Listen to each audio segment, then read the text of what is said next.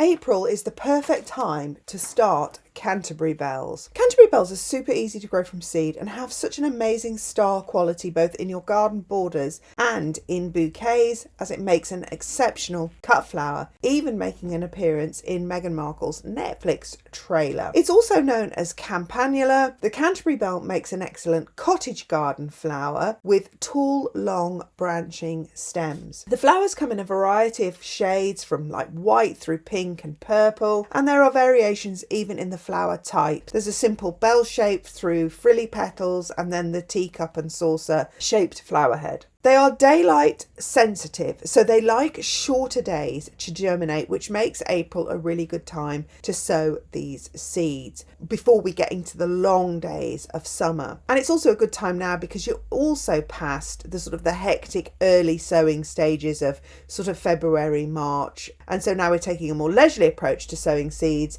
So it's a good time to start your Canterbury Bells and make space for that. In the UK, it's especially good time, you can see, because mine self-seeded from last year and they're already germinating into nice plugs, which I'm now going to pot on because I don't want them all in a clump here. So they'll take a couple of weeks maybe to germinate, and then you will have to pot them on, because the whole point about them is that they won't necessarily flower this year. So if you start, particularly if you're starting them in April and you haven't overwintered them in a tunnel, they may not have enough time to put on roots and growth to flower this year. They may. It all depends on how well you look after them and what the climate is doing at the, you never know in the UK, particularly whether you're going to have a really grey, wet summer or, a really nice sunny one, which might supercharge and rocket boost the plants. We just don't know. But the whole point of them really is that you start them now and then they put on enough growth, lots and lots of growth, to fill your borders for next year, and then they will flower earlier next year as well. So let me just recap that. You start them now and they put on green growth and roots this year, and then they will flower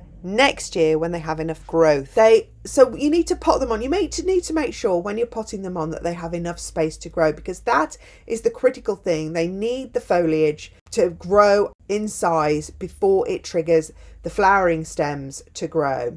So don't restrict them in a small pot. Once they get to a certain size, you can just plant them straight into the garden borders because they are hardy and they will overwinter. They are pretty frost tolerant and will overwinter outside down to, I think, about a zone 5. After that, you might want to protect them in an unheated greenhouse, maybe with some frost cloth. They sow from seed really easy, so I overseeded my first batch, and as you can see, the seed that's dropped into the border here, most of them have germinated, so you can potentially have hundreds of plants. This is perfect if you're growing cut flowers, or if you've got a large garden border to fill.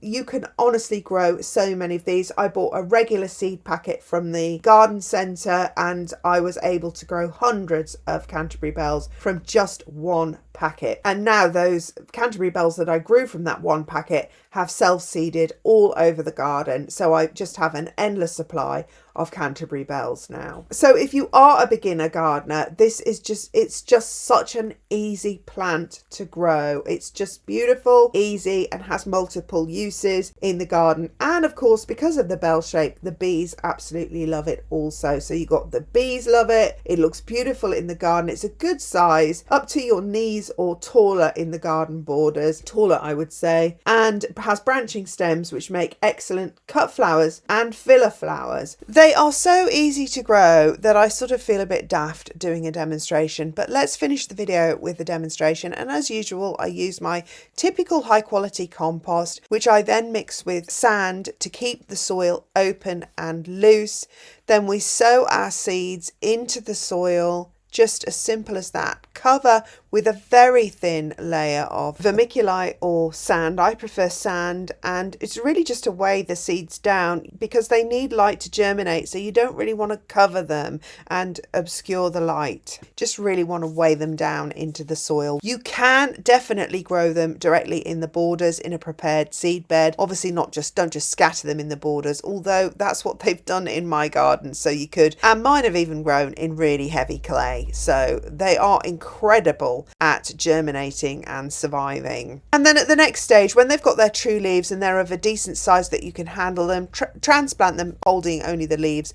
Don't touch the roots, and make sure you give them enough space. So whether it be in the border or in a pot, make sure you give them enough space to grow to a decent size, because that's the determining factor of when they'll flower the next year. They need to have enough growth to flower the next year. So the bigger they are, the more green they have this year, the quicker they're going to flower the next year. If you've restricted them too much in a smaller pot, then they'll need to do a bit more growing on the following spring and will flower later. It could be a good experiment seeing if you could stagger them that way. But so then they'll flower anytime through the following spring, really from sort of late May onwards through to July. And then to ensure you have a constant supply of Canterbury Bells going forward, you will then need to harvest the seeds and then re-sow them again in the autumn so that you have them ready again for flowering the next year. But of course, if you sow them in the autumn, then they will flower later the following summer, more like June, July,